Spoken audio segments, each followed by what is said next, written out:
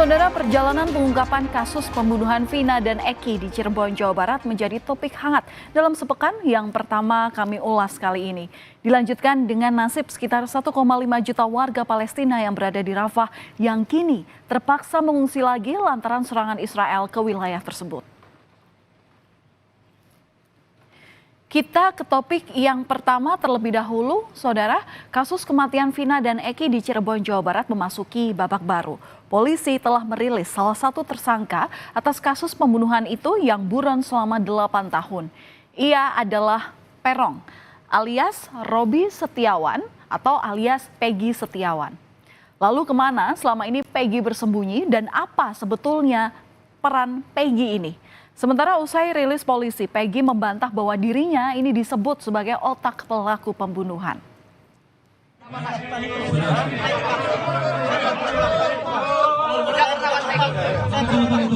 Agar tertib, tunggu sabar. Kenapa ganti identitas? Tidak. Kenapa ganti Robi namanya? Kalau panggilan saya itu. Silakan. Nama gaul saya. Saya tidak pernah melakukan pembunuhan itu. Ini difitnah. Saya rela mati. Saya rela mati. Tidak. Tidak. Rekan-rekan. Sebelumnya, dalam rilis yang dilakukan pada siang tadi, polisi menyebut Peggy alias Perong ini merupakan otak dari kasus pembunuhan Vina dan Eki. Polisi bilang berdasarkan keterangan saksi, Peggy ini berperan dalam penganiayaan terhadap Eki dan Vina dan membuang jasad keduanya ke Jembatan Talun, Kabupaten Cirebon pada 27 Agustus 2016 lalu. Polisi menyebut kesulitan menangkap Peggy ini setelah buron 8 tahun lantaran Peggy ini sering berpindah tempat karena ikut dengan sang ayah bekerja sebagai kuli bangunan. PS ini kemudian meninggalkan kampung halamannya, dia pergi ke Katapang sebagaimana tadi dijelaskan oleh Pak Kabid Humas. Di sana dia tinggal satu kos bersama ayah kandung dan ibu tirinya. Namun PS tidak mengenalkan diri sebagai anak kandung daripada ayahnya. Di sana dia mengaku sebagai keponakan, demikian juga bapaknya mengenalkan kepada pemilik kos bahwa PS adalah keponakannya. Sudah diganti, bukan lagi PS tetapi menggunakan nama Robi. Yang kedua, kenapa kita sulit untuk menemukan ini, bahwa tidak ada satupun pelaku lain yang berani menerangkan bahwa PS itu ini orangnya. Padahal mereka tinggal di satu lingkungan, bahkan ada teman sekolah ataupun teman bermain. Jadi kenapa kesulitan kita selama ini seperti itu? Karena memang saksi yang berani menerangkan itu belum ada. Selain merilis penangkapan daripada Peggy Setiawan alias Perong, polisi juga merevisi jumlah tersangka dan juga mereka yang masuk dalam daftar pencarian orang.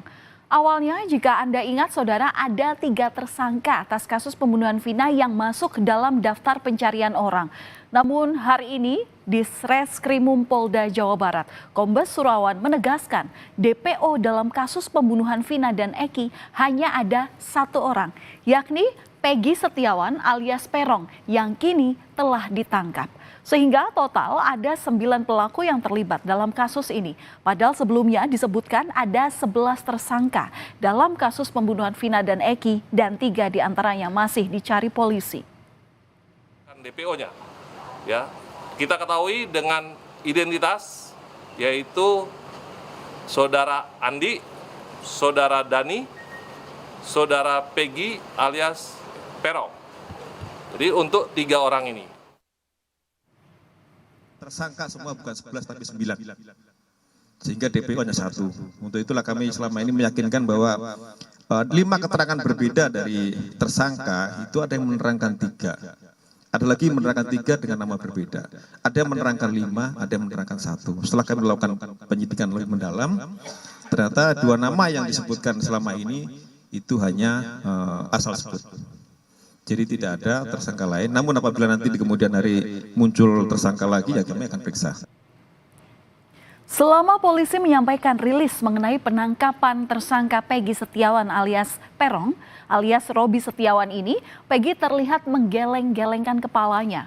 Apakah maksud dari gestur tersebut? Yang jelas gerakan itu dilakukan Peggy beberapa kali. Di antaranya saat polisi menyampaikan peran Peggy dalam pembunuhan Vina dan Eki. Peggy kemudian juga berupaya memberikan pernyataan pada wartawan usai rilis ini dilakukan. Dan menyabetkan samurai pendek berbentuk. Usai konferensi pers, Peggy mengacungkan tangan untuk memberikan keterangan kepada wartawan.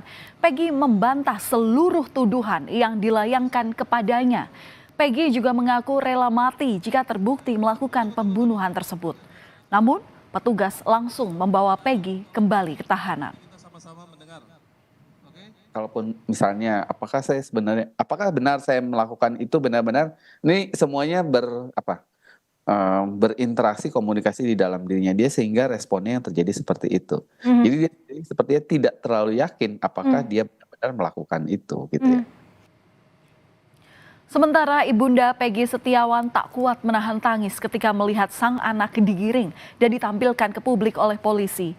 Sang ibu pun akan berjuang untuk membuktikan bahwa anaknya tidak bersalah. Keluarga Peggy juga mendapat surat dari Polda Jawa Barat terkait pemanggilan Luciana, adik kandung Peggy, untuk memberikan keterangan sebagai saksi pada Selasa 28 Mei.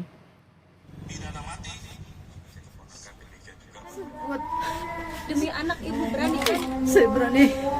Apapun yang terjadi ibu berani. Apapun yang terjadi, saya berani. Anak saya tidak melakukan kesalahan itu. Ibu akan terus berjuang ya Bu?